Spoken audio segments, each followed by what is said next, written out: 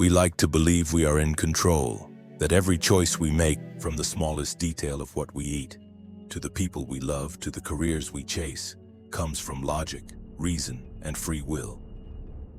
It is comforting to believe we are masters of our fate, standing firmly at the steering wheel of our own existence. But Sigmund Freud, the man who dared to stare directly into the hidden corners of the human psyche, would have laughed at this illusion.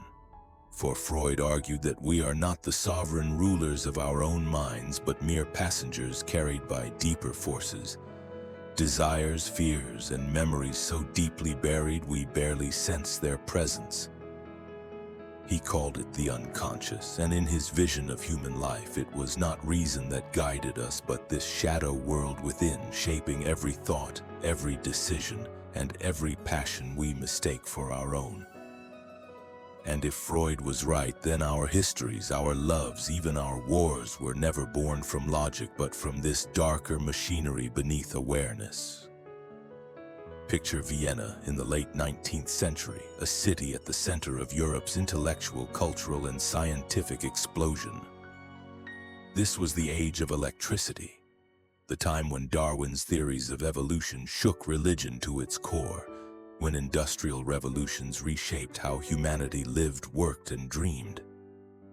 Science was looking outward, mapping stars, decoding fossils, experimenting with machines that promised to transform the world. But Freud turned his gaze inward, toward something far more elusive: the human mind itself. He was trained as a doctor, a neurologist searching for physical causes of strange symptoms in his patients. Yet he began to encounter something that defied the tools of medicine.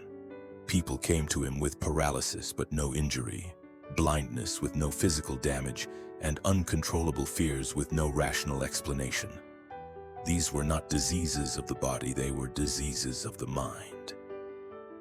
Freud suspected that beneath the surface of consciousness something was hidden. Something powerful enough to twist the body, distort behavior, and imprison lives. His method was radical. Instead of cutting flesh with scalpels or peering into tissue with microscopes, he asked questions, he listened. He invited patients to speak freely about dreams, slips of the tongue, odd compulsions, half-forgotten childhood memories. And slowly, piece by piece, he pieced together a shocking map of human thought. Beneath the clear surface of awareness, he claimed, lies another realm, the unconscious, where repressed desires, unresolved conflicts, and forbidden impulses are buried alive yet never still. They continue to move us silently, directing actions, choices, and even entire lives. And no matter how deeply we repress them, they return in disguise, in dreams, in slips, in mistakes, in symptoms we cannot explain. The unconscious, he declared, was the hidden engine of humanity. The polite society of Vienna was scandalized by Freud's claims, for he insisted that respectable men and women were not driven by reason or morality, but by suppressed impulses they dared not admit. He introduced the concept of repression, the mind's ability to push unbearable or forbidden thoughts into the dark basement of the unconscious, only for them to continue shaping us from below. He described the mind as a battlefield of three forces: the id, raw instinct and desire; the ego, our conscious self struggling to deal with reality; and the superego, the stern voice of society and morality. We imagine ourselves unified, he said, but in truth we are split, torn between primal cravings, external reality, and the moral expectations that discipline us. Out of this struggle emerges the fragile sense of I, which Freud claimed was never truly in charge. The ego is not master in its own house, he warned. A chilling reminder that the conscious self is not the king of the mind, but more like its spokesperson, often unaware of who really holds the power. If repression and the unconscious were not unsettling enough, Freud went further, declaring that even dreams, long dismissed as meaningless nonsense, were in fact coded messages from the unconscious. In them, he claimed, our hidden desires find expression cloaked in symbols and distortions. A dream of climbing a staircase might disguise sexual longing. A dream of being chaste might echo buried guilt. To Freud, dreams were the royal road to the unconscious, a portal where truth slipped past censorship. Even mistakes, slips of the tongue, what we now call Freudian slips, were not accidents but revelations of hidden thought. Imagine a friend meaning to say, "I'm glad to meet you," but instead blurting, "I'm mad to meet you." Freud would grin knowingly. The unconscious has spoken. It was disturbing, even offensive, to imagine that the respectable gentlemen of Vienna's salons or the refined ladies of its parlors were secretly ruled by lust, aggression, jealousy, and primitive cravings. But Freud argued, Freud had uncovered something dangerous, something society was not ready to hear. In polite Vienna, where aristocrats held salons and spoke of reason, beauty, and morality, Freud was speaking of darker truths: repression, sexuality, hidden desires. His early case studies shocked the world. There was Anna O., a young woman suffering from mysterious paralysis and hallucinations. Freud discovered that when she spoke about her fears and memories, when she allowed hidden feelings to surface, her symptoms temporarily disappeared.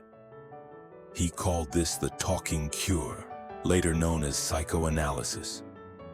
It suggested that beneath physical symptoms were buried emotions, and beneath those emotions, unspoken truths that consciousness could not bear to face.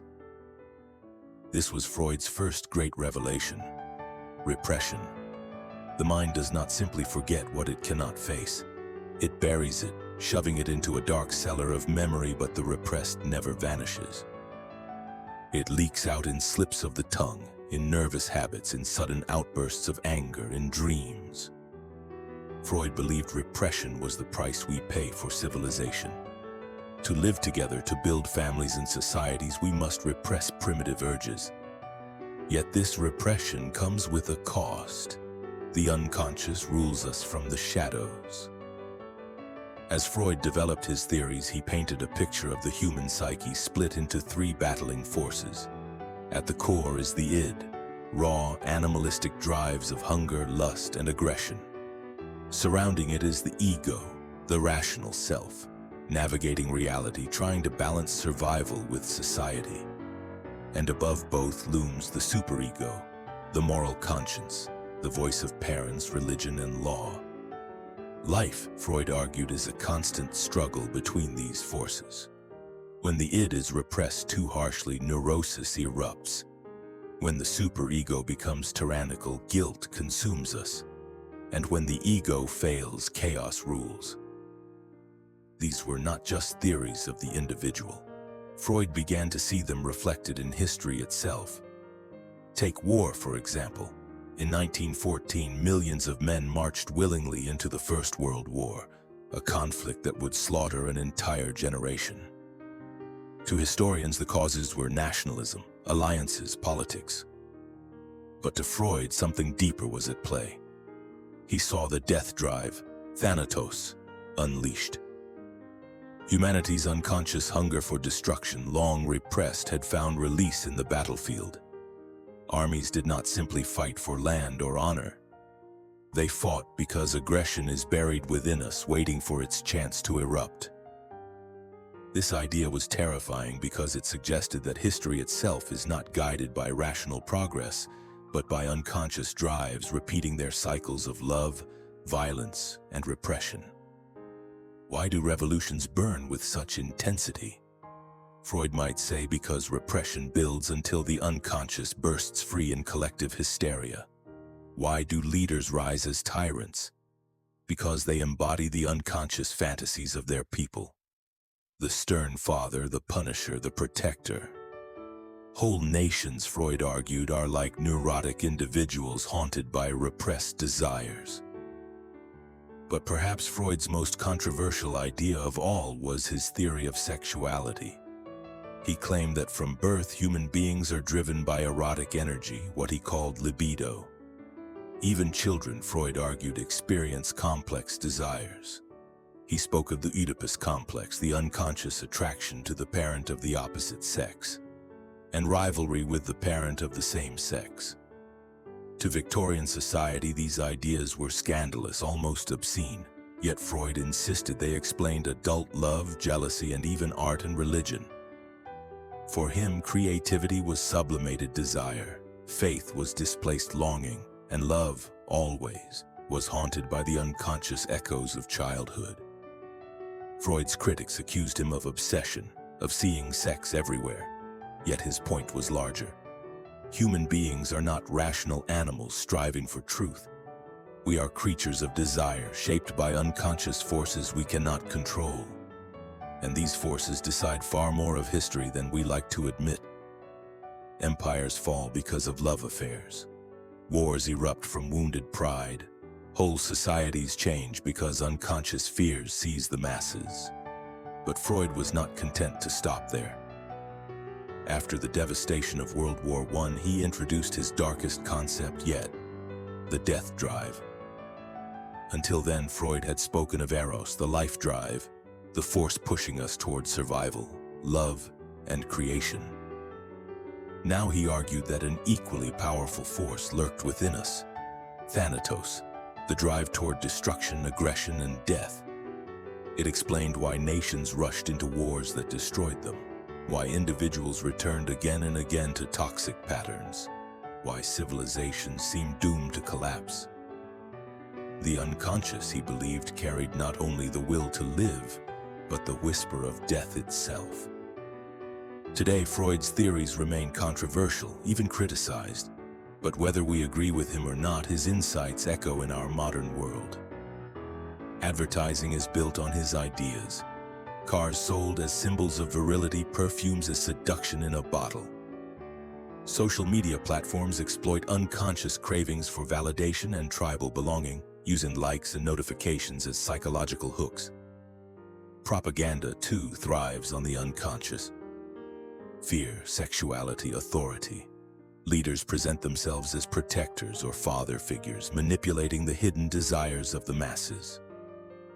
Freud might look at our world today and conclude, if anything, the unconscious is more powerful now than in his time, because corporations and algorithms have mastered it better than we ever could. And so we return to Freud's darkest truth. We are not free. We do not control our minds, our loves, or our history. We are driven by forces we barely understand, shadows whispering beneath consciousness. Freud once said, "The ego is not master in its own house." If that is true, then freedom itself may be an illusion. The question is not whether the unconscious rules us, but whether we can ever truly face it, and what happens when we dare to try. By the time Freud's life was drawing to a close in the 1930s, his ideas had already spread like wildfire across the globe. Some loved him, some despised him, but few could ignore him. He had uncovered a terrifying truth, that the unconscious, not reason, drives human life. But what happened next was perhaps even darker. Instead of using Freud's insights to free humanity, others learned how to weaponize them. The most infamous figure in this story was Freud's own nephew, Edward Bernays. Living in America, Bernays read his uncle's theories and realized something extraordinary. If unconscious desires shaped individuals, then mass behavior, politics, culture, consumer choices could be shaped the same way. Bernays became the father of modern propaganda, though he gave it a gentler name, public relations. He believed people do not make rational choices. They are guided by symbols, emotions, unconscious needs. And if you could learn how to tap into those needs, you could control societies. His campaigns proved this chillingly true. In the 1920s, Bernays was hired by tobacco companies to increase sales among women. At the time, it was taboo for women to smoke. So Bernays staged a spectacle. During a public parade, women lit cigarettes, declaring them torches of freedom. The press covered it, and smoking became linked with women's liberation and independence. In reality, it was just a calculated campaign.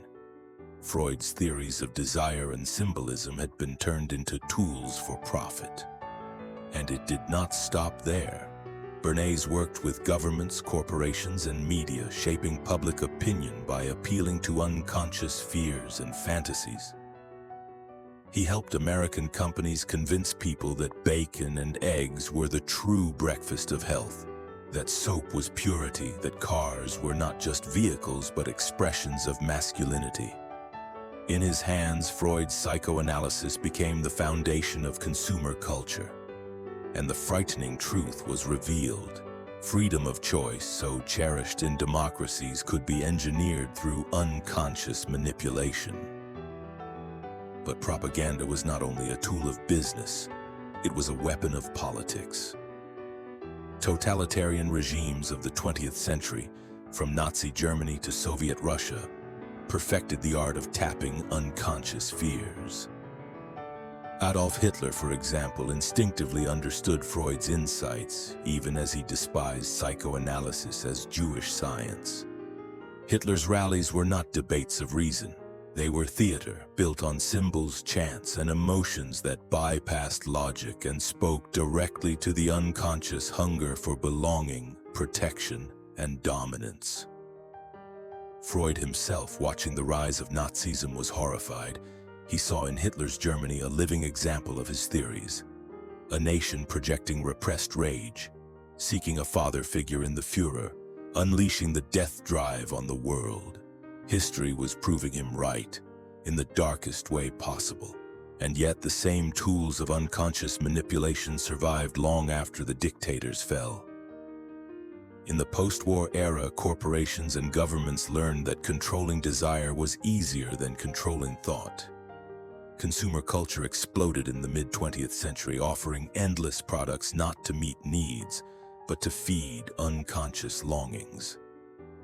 Advertising was no longer about what a product did, but what it symbolized.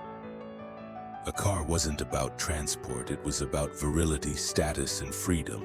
A diamond wasn't about beauty, it was about eternal love, drilled into collective imagination by ad campaigns.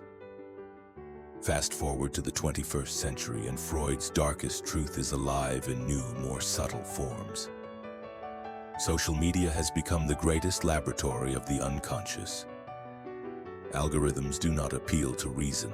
They are designed to trigger unconscious cravings, the need for validation, the fear of missing out, the tribal instinct of belonging to a group. Each notification, each like, is a direct injection into the unconscious mind.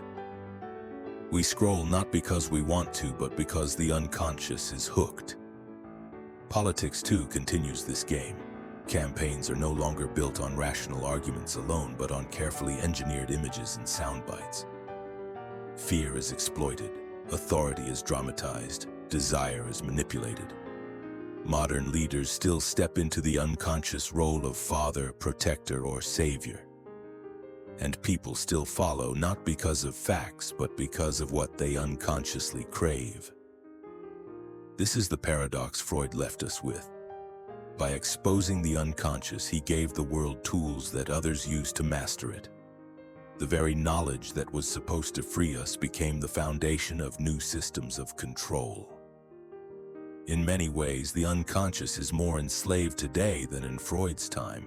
Not only do we carry our own hidden desires, but corporations, media, and algorithms know how to pull those strings better than we do. And so we return to Freud's haunting words.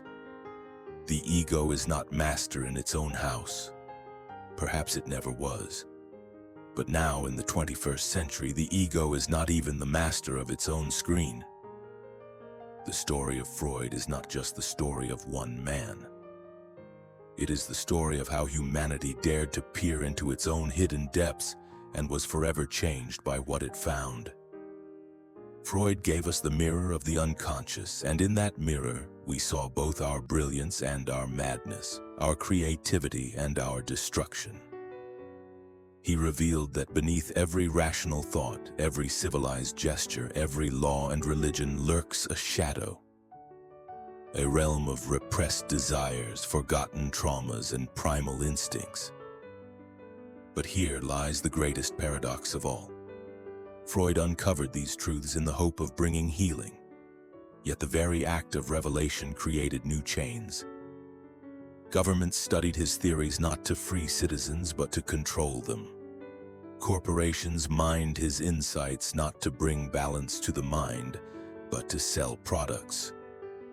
Media and technology companies now design entire systems to speak not to your reason, but to your unconscious hunger for validation, connection, and escape. Freud revealed the strings, and in doing so, made it easier for others to pull them. And yet, this is not the end of the story. For even in this paradox, there remains a glimmer of possibility. To recognize the unconscious is not to escape it, but it is to see the shadow for what it is. We may never be free of repression, desire, or the death drive. We may never fully silence the id, the superego, or the whispers of Thanatos. But we can become aware. We can learn to recognize when fear is being manipulated, when desire is being engineered, when our so-called choices are less our own than we believe. History through Freud's lens becomes a cautionary tale. Empires rise and fall not on reason alone, but on the hidden tides of unconscious drives. Love, in all its beauty and destruction, is haunted by echoes of childhood. Wars, no matter how rationalized, are fueled by primal aggression. And even in our modern age of science and algorithms, we remain what Freud warned, not masters of our own house. So what does freedom mean in a world ruled by the unconscious? Perhaps freedom is not the illusion of total control, but the courage to confront the forces that move within us. To dance with the unconscious rather than deny it. To live with awareness of the shadow without letting it consume us. Freud's darkest truth is not just that we are slaves to the unconscious. It is that the unconscious will always remain. Civilization itself is built upon repression, desire, and the death drive, and without them we would not be human. The question is not how to escape the unconscious, but how to live with it, how to recognize its power without being blindly ruled by it. And so we end where we began, with the illusion of control. You may think you choose your path, your love, your beliefs, but Freud whispers otherwise. Beneath your choices lies another you, primitive, desiring, fearful, violent, creative. A self that shapes not only your life but the fate of nations. To ignore it is to live in illusion. To confront it is to step into truth. In the end, perhaps that is Freud's greatest gift, not liberation from the unconscious but the awareness of it. The mirror is there, dark and unsettling, but it is yours to look into. And once you do, you will never see yourself or history in the same way again. Perhaps we are not meant to escape the unconscious, but to recognize its shadow within us. Awareness is the beginning of freedom. And if you made it this far, please subscribe for more videos like this, where history and psychology meet in the shadows of the human mind.